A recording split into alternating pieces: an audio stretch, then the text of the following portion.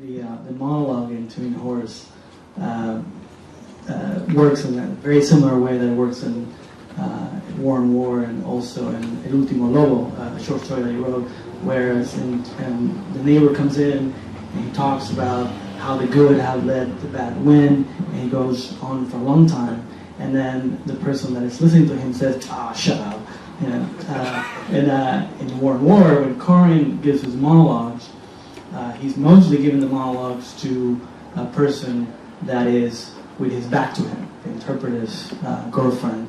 And in Ultimo Lobo as well, the monologue is delivered to the barman who just says, go on and finish. So I wonder if you could talk a little bit about how monologues work in your novels. This is a country where I am a little bit disturbing, because I don't believe in the dialogues. And American literature is fantastic in the dialogues.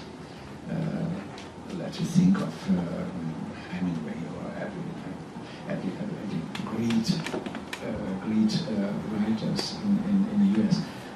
But I don't believe in the dialogues. I believe only the monologue, and that's why this is my only space where I am at home. When two people are in a space, one speaks. This is the monologue. The other one perhaps listen. Perhaps listen, perhaps understand, perhaps he has some interest in this monologue or not. This is also a question. And perhaps later, in another situation, the other one starts with his or her monologue, and hopefully the other person can listen and can understand it. The essential, we have only one sentence, actually, we all, and we try to find it, and this monologue, sometimes that's why it's so long, because in the process of the monologue, we are looking for this sentence, which we really have. But every persons in the world have one very important sentence, and the best place for this sentence in a monologue, and perhaps, hopefully, there is in the space who listens. In the long sentences in the monologues that we hear in War and War, and Melancholy and Resistance as well, Satantango. Could you talk a little about the development of the long sentence, the long line in your work? I know that there's been a lot of criticism written, not criticism, like literary criticism, written about the influences, potential influences, but I know you said some that you talked about how the long sentence comes for you from the spoken word, and also that repetition is very important to you in your sentences. So maybe we can talk a little about that.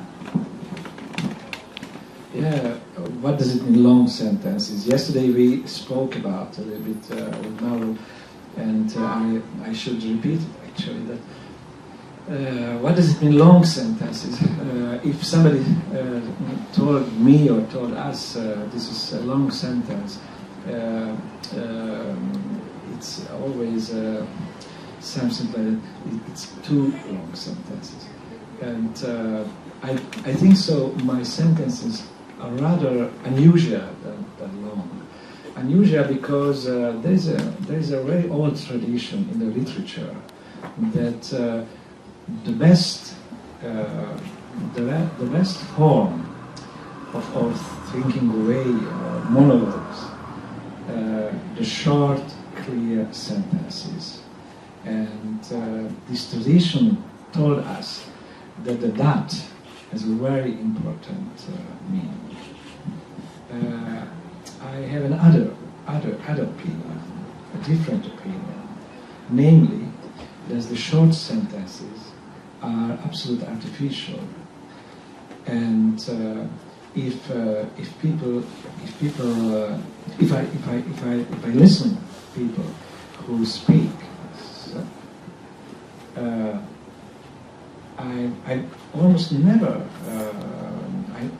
listen really short sentences with this cutted structure. But in a spoken language, I'm here always very long sentences, or what's more, only one long sentence actually, and the comma is much more important for the spoken language than the dot, because the dot, this is something, this is not under our power. The dot is a judgment of the God, and we are not God.